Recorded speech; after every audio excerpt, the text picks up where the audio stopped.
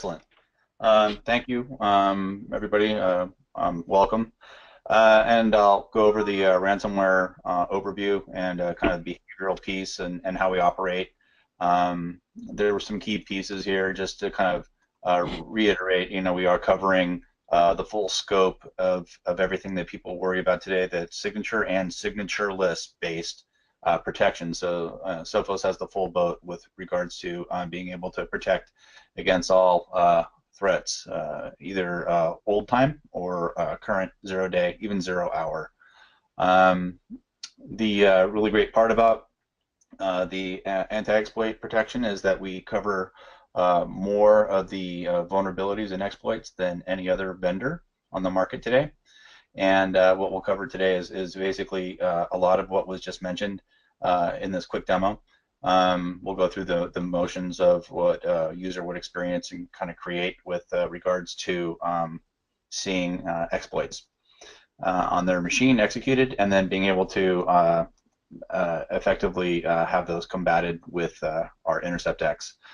So here I am as a typical user. I am running on a virtual host, and I am behind our firewall, which is our next generation firewall called XG. And I'm pinging the internet, so we'll kind of get the full scope of the swing of things.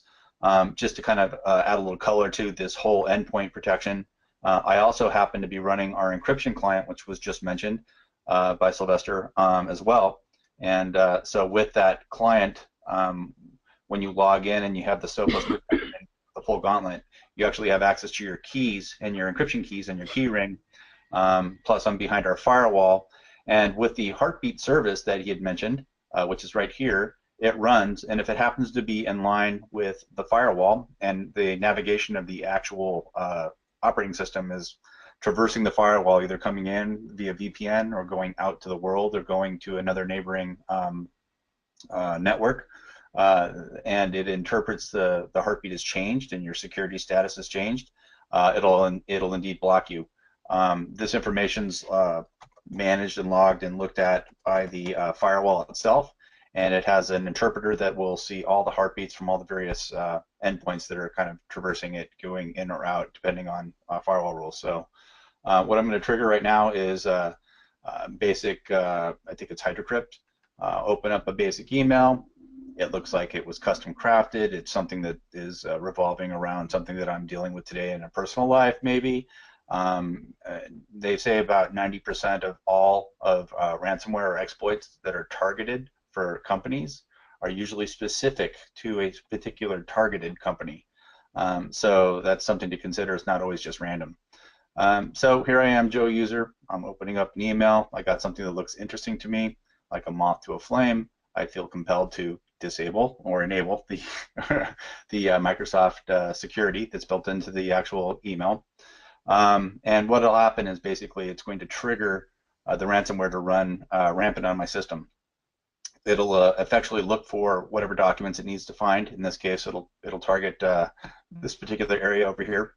It'll happen instantaneously. It'll be observed behavior. The reason why we call it Intercept, we actually work between the software and the hardware layers of the actual system itself. And as there's an interpreter that's opening and touching files, we'll read that immediately and make a determination whether or not it's bad, malicious, or good, and ignore it.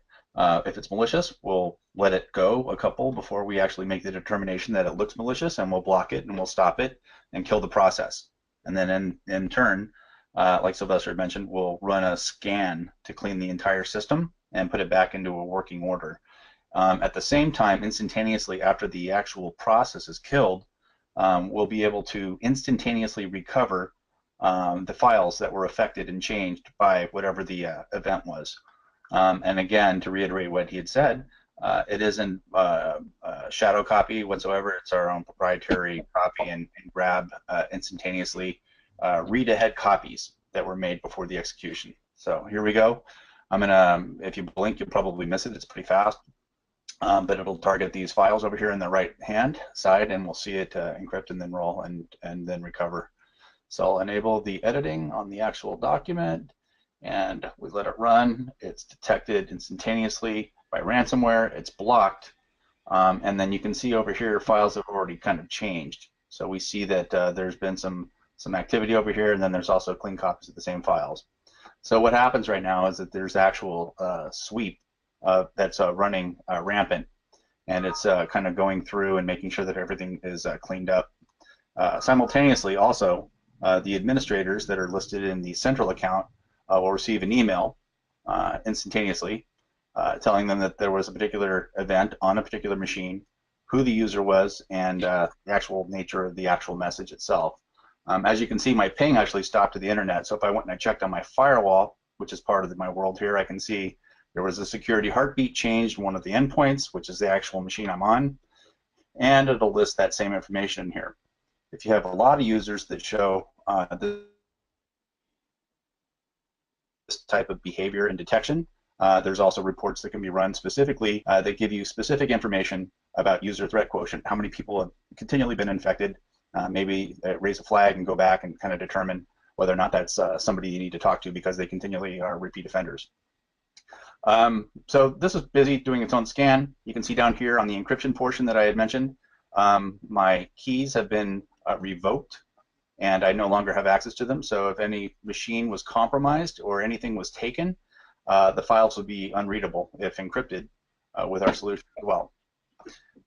So in the meantime, I go over to my Sophos Central interface, and basically what happens is during the cleanup process, we're going to make sure that everything's free and clear locally and put things back in place. But also, after it's done, there'll be a collective amount of data gathered and uploaded into our central console. Central console will provide the access to be able to see what we call root cause analysis. The incremental dashboard will grow with each event that it's seen. And under Endpoint Protection, we have the data that's gathered from root cause analysis, giving us the ability to take a little bit, peer a little bit deeper into exactly what's transpired on a particular event. You can drill down into each event. We have the ability to make notes depending on who's taking the actual support case to continue to track the events and maybe to look into some more root cause information. The artifacts that we gather are specific to the actual event themselves. There's a whole list of them, but we also break them down into a kind of a filtered mode. Business files that are associated with the actual detection, which are the file types, how many times they've been touched or abused. Other things, temporary files, components, the normal files from the Office document. The different processes that were involved, depending on what they were, we can see the actual pieces and parts that were involved. The registry keys, also kind of big. There's a lot of changes. We can revert back these as well. They're all tracked. This can also be exported out in the form of a CSV file for further examination. And then a lot of times with the network control, this is the command and control piece where when there's ransomware, there's a key exchange, a public key exchange that takes place. And the client will prevent that. And what happens is the ransomware tries to reach out and communicate, do the key exchange so that they can hold your files ransom, and then either give you the threat that your keys will be deleted if you don't respond within a certain amount of time, or just something that they have. A lot of times when they can't reach out that way, they'll use a default key, which is another kind of scheme piece because they didn't really get to do the key exchange. And then we have what we call our threat chain, which kind of really depicts what's happened with the actual detections themselves. We can see over here the beacon event, which was mentioned before, and it trails all the way back into the area where we can see it's continued to proliferate itself from the actual root cause itself and the origin of stuff. With the acquisition of Invitia, we'll start to build more information eventually into the root cause analysis or around the origins and other details that go a little bit deeper and elaborate a little bit better, better than what we have today, which is very thorough.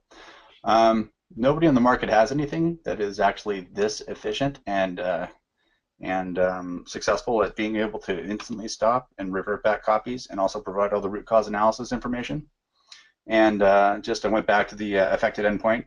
The actual scan is finished, and it's asking me to go log back in to get my encryption keys back. So I'll authenticate. It allows me to get my encryption keys back. Then I can go in. I can take a look if I wanted to on the dashboard, and we can see that everything's been cleaned up and it's all better. You can see my pings resumed, and if we looked at the firewall, we can see that my security heartbeat and status has changed back to green, which basically is indicative of the ping. meaning I'm allowed to go out to the internet still. So that's basically it. That's what I got. So thank you. Yeah, thank you, David. That was great, and thank you, Sylvester, and everyone else from Sophos. And I appreciate everyone staying on. That was really good information. We went a little bit over, but thank you everybody for your time. And Brandon, I don't know if you're on, if there's anything you want to add, but we'll continue to try to do these on a weekly basis, or well, either bi-weekly or monthly, but just keep the information coming and stay on top of this security stuff. It's kind of a crazy world out there, but Sophos is doing a good job leading the charge and giving us products to protect us. So we'll try to keep bringing you guys information. And again, I appreciate everybody staying on and watching that. So if you guys have any questions, feel free to email myself or Brandon or anyone else from the Pine Cove team, and we'll try to get those answered for you. But if nothing else, thanks again, everybody. Have a good day. Thanks, guys. Thank you. Take care. Take care.